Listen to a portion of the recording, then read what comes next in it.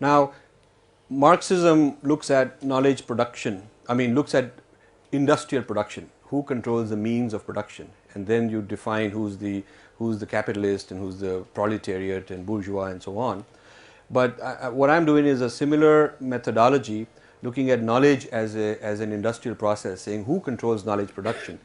And what I'm finding is that there are some institutional processes which encourage certain theories and methods to be used, and these theories and methods result in certain conclusions, the truths, and these in fact perpetuate the institutional processes, and these tend to be controlled by a dominant culture. Now, if you look at where the money comes from, the US government has a program called Title VI, which was enacted as an act of US Congress in the Cold War to study certain non-Western areas. South Asia became one of them. And this funding is going to a whole lot of colleges, and they organize many things. There's also indirect funding via private foundations, and also some collaborations which are kind of unofficial collaborations with church groups when it comes to foreign issues. There are Christian seminaries. It's amazing. Right near where I live is one of the most powerful Christian seminaries, the Princeton Theological Seminary. And they have about a dozen scholars on the faculty who study Hinduism. It's amazing. There's a guy who studied Vaishnavism, there's another guy who studied some particular text, there's someone else, and you wonder why are they doing it. And when you get to know them and interact with them, in the corporate world, this would be called competitive research. This is what we called. You work in a company, you have a lot of people who study another company, their products and their operations, their activities. And these people are very deeply versed. They come and they spend 20, 30 years, they get credentials in India, they study with pundits, they live here like Indians. That is their purpose in life. They are very hard working. They work in the hinterlands, in the villages. It's not some desk job, they do a lot of field work. So they have fairly deep resources in the teaching of Indian religions in the United States. Western secular universities, the Ivy Leagues on down, study India a lot. They have departments. It's interesting, India doesn't have India studies. Western controlled human rights groups, they are into studying India.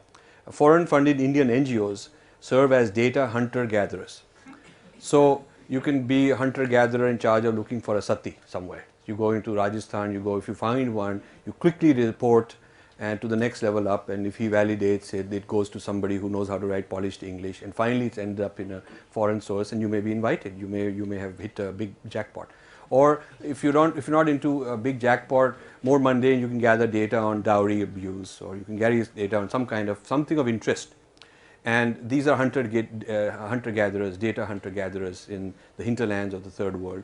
And there's a whole pyramid structure supplying data to the theory makers. The theory makers come from the first world, and the third world people fill in the data.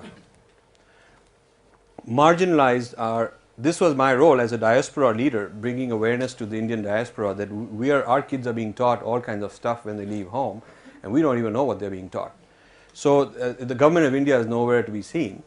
You try talking to an embassy or a consulate, and they'll say, "Arey, we're not supposed to. We don't know. We're not even sure what they're supposed to do." Indian language scholars are marginalized. It's pretty much an English language game, unfortunately. So you have to already have crossed a certain threshold of alienation from nativity, from your indigenous culture, and be able to write good English, write in a certain style of English to be even considered a scholar.